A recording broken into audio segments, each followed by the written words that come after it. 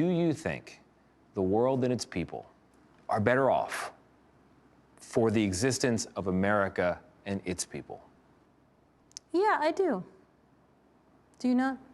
I do, but a lot of people don't. Young people don't. Young people don't, and it is a very polarizing question, and it's partly because we have allowed our account of the American past to become very polarized.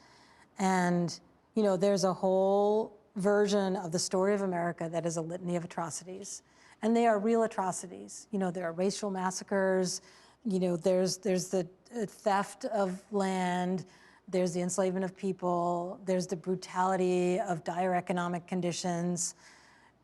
There's plenty going on that classifies as atrocity day to day in the city that we're sitting in and having this conversation. And then there's another strand that is the story of America as the march of freedom and liberty and prosperity, military valor and triumph, invention, free market, invention and economy. ingenuity, right? Now, America's never done anything wrong. And you can't sustain a civil society with completely contradictory accounts of a past. I mean, you think about it in your family. Like, often people have siblings who be like, remember when Dad said, and you know, and your sister's like, Dad never said that. Or when he said that, he meant this. Like, that was such a bad moment. Like, no, that was the day we were at the beach and it was great. And then, no, that's when Mom and Dad were getting ready to have a divorce. Don't you remember that? And, you know, and our cousin Sally was about to have an abortion and her mother was going to leave the church. And like that, you have completely different accounts. But as long as you're talking to one another and trying to figure out a way to reconcile, oh, I didn't know that about Sally. But the thing is, Dad, he once told me that was a really beautiful day for him. We don't have that conversation to reconcile the But the family metaphor is perfect. I often think of it that way.